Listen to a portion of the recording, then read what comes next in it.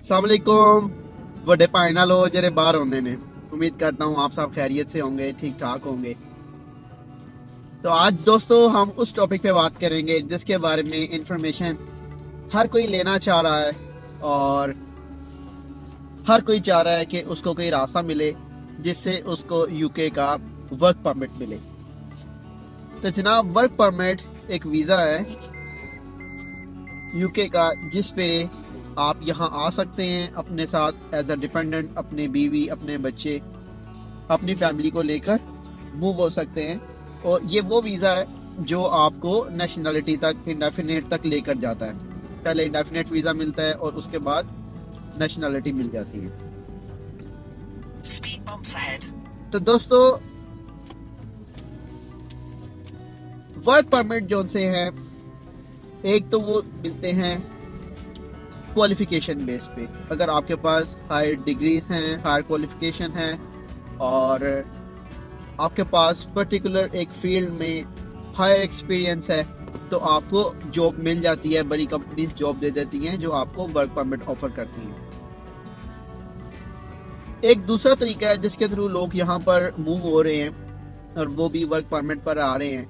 ये एक बहुत बड़ा मसला है यहाँ का। लोग वर्क परमिट बाय करते हैं और बाय करके तो यहाँ पर आ रहे हैं। ये एक गैर कानूनी काम है क्योंकि हुकूमत वर्क परमिट इसलिए किसी को देती है कि कोई कंपनी अपने कारोबार की बेस पे काबिल लोगों को यहाँ बुलाए।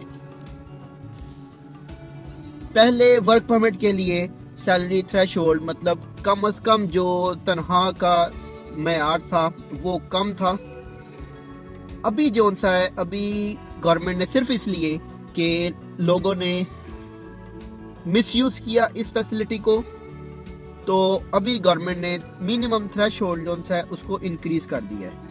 अभी जो मिनिमम थ्रेशोल्ड है वर्क परमिट का वो 37,000 पाउंड के अराउंड चल रहा है। अच्छा, अब होता क्या है, वो तो लोग काबिल जो कंपनीज में अप्लाई करते हैं और उनकी जॉब लग जाती है और वो वर्क परमिट पे यूके आ जाते हैं, वो तो एक अलग बात है। लेकिन यहाँ कुछ ऐसा हो रहा है कि पाकिस्तान में लोग एजेंट्स के थ्रू और उन लोगों के थ्रू जो लोगों को मिसगाइड करते हैं और सुहाने ख्वाब दिखा के पैसे ऐंठ के और आपको वो यूके भेज देते हैं वर्क परमिट पे। मैं आपको उनकी कुछ यहाँ पे हालात बताता हूँ कि यहाँ पे उनके साथ एक्चुअली हो क्या रहा है।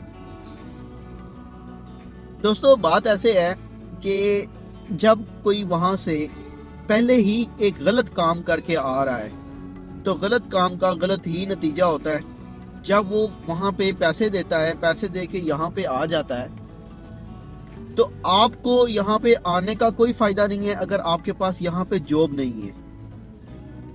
इस वीजे पे जो भी आता है वो जिस कंपनी के वर्क परमिट पे आया हुआ होता है उस कंपनी के अलावा किसी दूसरी कंपनी में काम नहीं कर सकता। ये उसकी मजबूरी है, ये उसकी लिमिटेशंस हैं कि उसको उसी कंपनी में ही काम करना पड़ेगा। तो वो कंपनी ने तो पहले ही बात की हुई होती है कि भाई हम आपको सिर्फ वर्क परमिट दे रहे हैं, हमने आपको जॉब नहीं देनी, हमारे पास जॉब नहीं है। आप अपनी जिम्मेदारी पे हमसे ये वर्क परमिट खरीद लें, हम आपको बेच देते हैं। अगर आप यहाँ पे आना चाहते हैं तो यहाँ आके आपने अपने लिए रोजगार का बंदोबस्त खुद करना है। तो वो क्योंकि लोग वहां से आने के लिए सिर्फ एक ही उनको ये क्रेज होता है कि हम किसी तरह से यूके पहुंच जाएं, आगे जाके जो मर्जी हो ये बस एक दफा पहुंच जाइए। तो वो भी लोग यहाँ पर आके परेशान होते हैं, यहाँ आके तंग होते हैं। उसमें प्रॉब्लम क्या है, क्योंकि आप कहीं और काम कर नहीं सकते लेकिन आपको अपने अखराजात तो पूरे करने हैं। अपने अखराजात पूरे करने के लिए फिर पहले क्योंकि बेस गलत होती है, एक गलत काम किया हुआ होता है, फिर उसको आगे चलाने के लिए मजीद गलत काम करने पड़ते हैं। फिर क्या होता है, फिर लोग कैश इन हैंड जॉब्स ढूंढते हैं। जब आप कैश इन हैंड जॉब लेने के लिए किसी के पास जाते हैं उसको भी पता होता है कि भाई ये बंदा क्योंकि कैश इन हैंड जॉब ढूंढ रहा है, इसका मतलब कुछ गलत है। अब वो आपको अगर कैश इन हैंड जॉब दे देता है तो वो फिर आपका भी फायदा उठाता है, कम रेट पे कम पैसों पे जॉब देता है आपको। वो पूरे पैसे नहीं देता जितने आपके काम के बनते हैं। और बाज़ औक़ात तो ऐसा भी होता है, लोग काम करवा लेते हैं, काम करवाने के बाद पैसे नहीं देते, ऐसा भी हो जाता है। तो जनाब इस तरीके से आपको एक तो पैसे कम मिल रहे होते हैं, दूसरे नंबर पे आप मेहनत ज्यादा कर रहे होते हैं, क्योंकि जिसके पास आप काम कर रहे होते हैं उसको भी पता होता है कि ये इसकी मजबूरी है, इसने मेरे पास काम करना ही करना है। और क्योंकि आपको पे रेट कम मिल रहा होता है, जो लीगल पे रेट है वो आपको मिल नहीं रहा होता, तो आपको आपके एक्सपेंसेस मीट करना मुश्किल हो जाते हैं। ऐसा जो लोग करते हैं उनको ये नहीं पता होता कि वो सिर्फ इसलिए कि हम यूके आ जाएं, उसके लिए वो किस दलदल में पांव रखने लगे हैं। यहाँ पर खर्चे कितने हैं वो मैंने आपको कॉस्ट ऑफ लिविंग वाली वीडियो में ऑलरेडी बता दिया है। 2025 में क्या एक्सपेंस आ रहा है मंथली यहाँ रहने का, वो मैं आपको ऑलरेडी अपनी प्रीवियस वीडियो में बता चुका हूँ।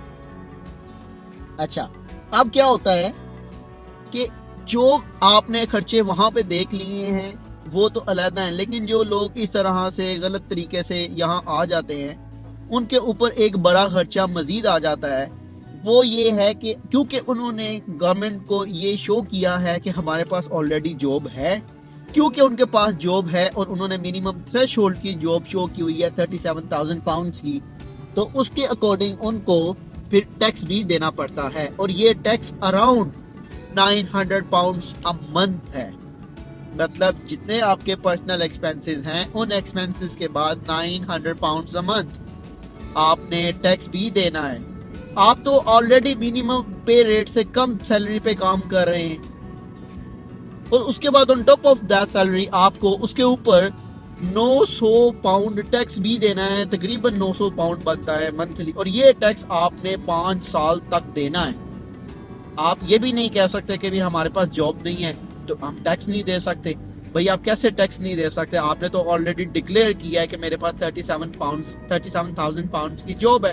और अगर आप गवर्नमेंट को ये डिक्लेयर कर देते हैं होम ऑफिस को कि मेरे पास जॉब नहीं है, तो होम ऑफिस आपको एक वार्निंग लेटर सेंड करता है कि विद इन 15 डेज 15 दिन के अंदर अंदर आप ये मुल्क छोड़ दें या आप कोई दूसरी जॉब ढूंढें। और वो जॉब भी अराउंड 37,000 पाउंड की मिनिमम होनी चाहिए। ठीक है, आपने जो अपने पर्सनल एक्सपेंसेस करने हैं वो अलहदा, आप जितने का भी वर्क परमिट बाय करके यहाँ पर आए हैं वो पैसे अलहदा आपने वो भी पूरे करने होते हैं कि भाई हम जो पाकिस्तान से अपने इन्वेस्टमेंट करके आए हैं हम वो भी पूरे करें। उसके बाद जो यहाँ के खर्चे हैं वो भी पूरे करें। उसके बाद जो 5 साल हमने टैक्सेस देने हैं वो टैक्सेस भी पूरे करें। और यहाँ जॉब क्योंकि आपके पास होती नहीं है और जो जॉब आप कर रहे होते हैं उस पर आपको पूरे पैसे नहीं मिल रहे होते, तो आपको ज्यादा काम करना पड़ता है, ज्यादा शिफ्ट्स करनी पड़ती हैं। तो ये बात कहने सुनने की हद तक और तरह की है कि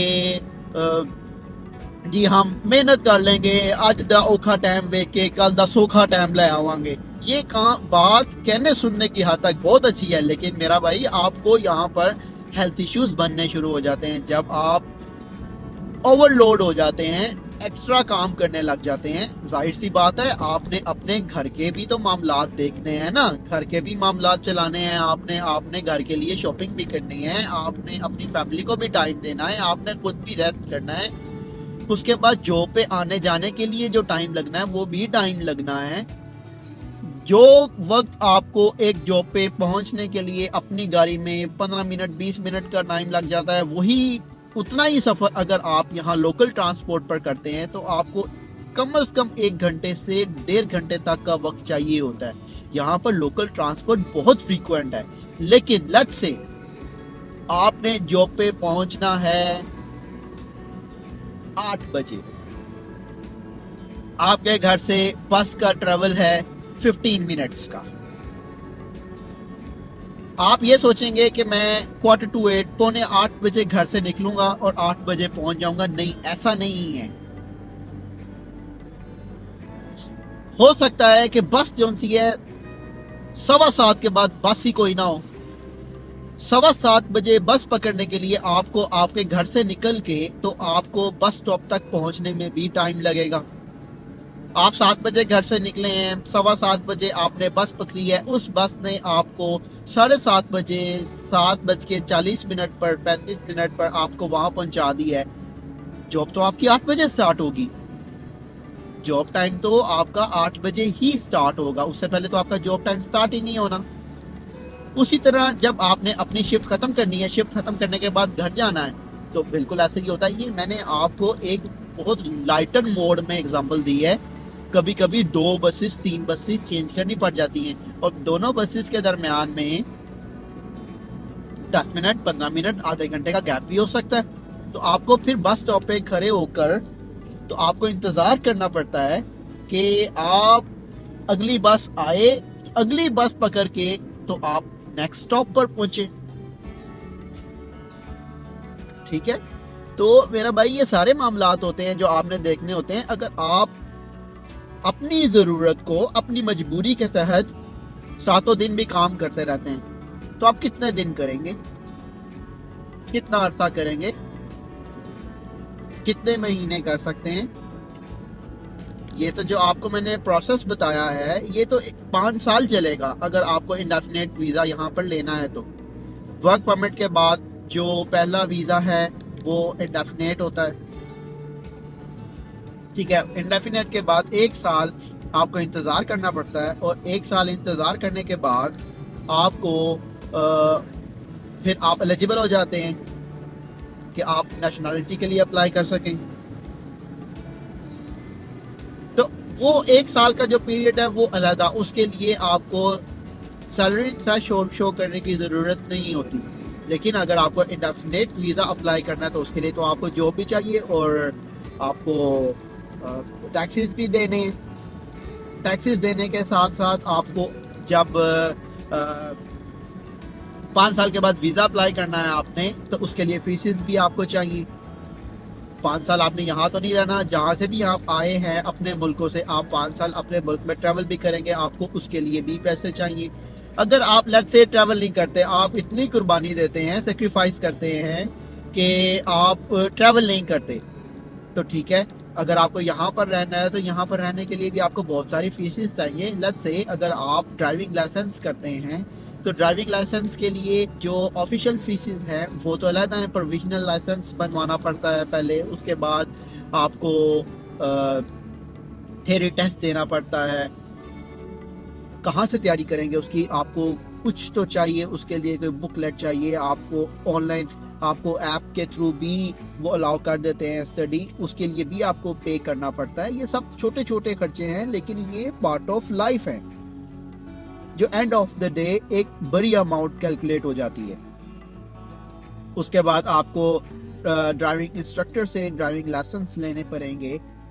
और इस टाइम मैं आपको बताता चलूं कि एक लेसन होता है 1 घंटे का। मैनचेस्टर में इस टाइम 1 घंटे के लेसन का जो रेट है वो 40 पाउंड्स है। तो ये डिपेंड करता है आप कितने लाइसेंस में खुद को प्रिपेयर कर लेते हैं कि आप ड्राइविंग लाइसेंस पास कर सके। लेट्स से आप 10 लाइसेंस ले लेते हैं, 10 लाइसेंस के बाद आप टेस्ट देते हैं। वेरी रेयरली कोई स्टूडेंट, कोई एप्लीकेंट फर्स्ट अटेम्प्ट में लाइसेंस क्लियर करता है, वेरी रेयरली। कर भी लेते हैं लेकिन वेरी रेयरली। आप पास हो जाएं तो इज समथिंग डिफरेंट, लेकिन अगर आप पास नहीं होते तो आपको उसके बाद और लाइसेंस लेना पड़ेंगे। जिस टाइम में आप लाइसेंस ले रहे होंगे उस टाइम पे आप 40 पाउंड एन आवर पे कर रहे होंगे, लेकिन आपकी इनकम कितनी होगी आपको ये चीज देखनी है। 6 pound an hour, 7 pound an hour. और जिस घंटे में आप लाइसेंस ले रहे हैं उस घंटे में आप जॉब तो नहीं कर सकते। हो सकता है आपको फुल डे छुट्टी करनी पड़े सिर्फ लाइसेंस के लिए, आपका टाइम मैनेज ना हो, इंस्ट्रक्टर के साथ आपका टाइम मैच ना करे। और अगर टाइम मैच करे तो आप बिफोर जॉब लेंगे या आफ्टर जॉब लेंगे, इट्स अ बिग प्रॉब्लम। ये सारी चीजें हैं जो कंसीडर करनी चाहिए। लेकिन हमें कोई अपने मुल्कों में जब हम होते हैं तब कोई बताता नहीं, तब हमें सिर्फ जिसने पैसे लेने होते हैं, पैसे लेके आपको यहाँ पे भिजवाना होता है, तो तब आपको सिर्फ हरे हरे बाग दिखाए जाते हैं, खूबसूरत खूबसूरत अच्छी अच्छी बातें बताई जाती हैं। और हम लोगों के भी माइंड में यही होता है जब हम अपने अपने मुल्कों में होते हैं कि भाई बाहरों ते जरा आंदा है उन्हें ते तबाही मचाई होती, तो हम सिर्फ एक दिखावे में आके तो ये कदम उठा लेते हैं, तो जो हमें बाद में एहसास होता है कि नहीं, हमने ये गलत कदम उठा लिया है। वो कहते हैं ना, बाज़ औक़ात हथानियां दितियां दंदां नाल खोलनियां पैंदियां ने। बस ये वही सिस्टम हो जाता है। कभी कभी आप कुछ इस तरह का डिसीजन ले लेते हैं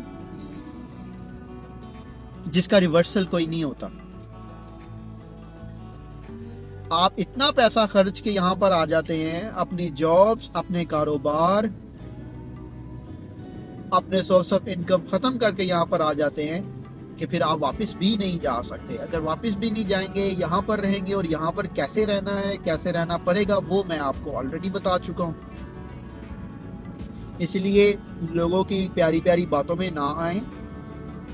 गवर्नमेंट ने जो हमारे लिए कवानीन बनाए हुए होते हैं वो हमारी बेहतरी के लिए बनाए हुए होते हैं, हमारे सुख सहूलत और सुकून के लिए बनाए हुए होते हैं। उनको फॉलो करना चाहिए और उनमें से लूप होल्स फाइंड करके तो अपने आप को मुश्किल में नहीं डालना चाहिए। जो लोग ऐसा कर रहे हैं, जो लोग वर्क परमिट्स इस तरह से लेकर और उनको सेल आउट कर रहे हैं, वो भी गलत कर रहे हैं, और जो बाय करके यहाँ पर आ रहे हैं वो भी गलत कर रहे हैं। आपको जितनी मेहनत यहाँ आके करनी पड़ती है सर्वाइवल के लिए, टू बी वेरी ऑनेस्ट, अगर आप वो मेहनत अपनी क्वालिफिकेशन के लिए, अपनी एबिलिटीज को इम्प्रूव करने के लिए अगर वो मेहनत आप करें, तो मेरा ख्याल है कि आपकी इस जिंदगी सहूलत में अच्छे तरीके से आप गुजार सकते हैं। मुझे यहाँ पर एक लड़की मिली, तो वो बहुत परेशान थी। वो उसने मुझे बताया कि हम लोग इसी तरीके से वर्क परमिट पर यहाँ आए हैं, मेरे हस्बैंड जॉब करते हैं और हमारे साथ हमारा एक छोटा बेटा है। तो अब क्योंकि हस्बैंड सिर्फ जॉब करते हैं तो एक्सपेंसेस इस तरह से हैं कि क्योंकि एक आदमी की जॉब से घर चल नहीं रहा, तो अब हम जो है हमने ये डिसाइड किया कि अब मैं भी जॉब करूँगी। अब हमें प्रॉब्लम ये फेस हो रही है कि अगर मैं भी जॉब करूं तो फिर बच्चे को कौन देखेगा। अब उसने इसका सोल्यूशन ये निकाला, उसको किसी ने ये मशवरा दिया कि आप बच्चे को नर्सरी भिजवा दिया करें। ओके, नर्सरी भिजवा दिया करें। अब जब वो उसने मुझे बताया कि जब उसने कोटेशंस ली हैं नर्सरी की, फुल डे, हाफ डे, तो वो भी प्रॉब्लम है। अब वो भी अफोर्ड नहीं हो सकती। अब अगर तो वो बच्चे को नर्सरी में भेजती है तो जो वो कमाएगी उसकी फीस नर्सरी की चली जाएगी, बचेगा फिर पीछे कुछ नहीं। और अगर वो नहीं कमाती तो घर का खर्च कैसे चलेगा। ये तो गले का ढोल है जो डल गया है, अब बजाना है, बजाना कैसे है, बस उसके तरीके ढूंढने हैं। तो ये सारे मामलात होते हैं, इन सारे मामलात को देखना पड़ता है। तो इसलिए आप सबसे रिक्वेस्ट है कि भाइयों, आपको जो मैं इंफॉर्मेशन दे रहा हूँ आप मेरी ना माने। मैं सॉलिसिटर नहीं हूँ, मैं लॉयर नहीं हूँ। मैं आपको वो इंफॉर्मेशन दे रहा हूँ जो मैं यहाँ पे रहते हुए अपने इर्द गिर्द के लोगों से सुनता हूँ, इर्द गिर्द के लोगों को देखता हूँ कि वो किन किन हालात में जी रहे हैं और किन किन मसाइल में उलझे हुए हैं। तो आप मेरी इन बातों पे रिसर्च ज़रूर करें। ये बातें आपको बताते इसलिए नहीं है वो लोग जो यहाँ आए हुए होते हैं, क्योंकि वो अपने मुल्क छोड़ने से पहले बहुत ज़्यादा खुद भी सबज बाग देख कर आते हैं और बाकी लोगों को भी बहुत ज़्यादा बातें बता कर आते हैं कि जावांगे तो तबाही ला देंगे। तो वो तबाही ला तो सकते कोई नहीं बात चो, लेकिन तबाही लथ ज़रूर जाती है। इस वास्ते मेरे दोस्तों भराओ, बड़े ध्यान नाल, बड़े सोच के, बड़ी समझ के जो भी फैसला लवो सोच समझ के लवो। एक दफ़ा रिसर्च करो, रिसर्च करके उस तो बाद अपने वास्ते देखो जो बेहतर है फिर करो। सिर्फ ਲੋਕਾਂ ਦੀਆਂ ਸੁਣੀਆਂ ਸੁਣਾਈਆਂ ਤੇ ਇੰਜ ਦੇ ਫੈਸਲੇ ਨਾ ਲਵੋ ਜਿਹੜੇ ਬਾਅਦ ਚੋਂ ਪਰੇਸ਼ਾਨੀ ਦਾ ਬਾਇਸ ਬਣ। ਬਹੁਤ ਸ਼ੁਕਰੀਆ, बहुत मेहरबानी। अपना ध्यान रखना, अपना ख्याल रखना, दुआओं में याद रखना।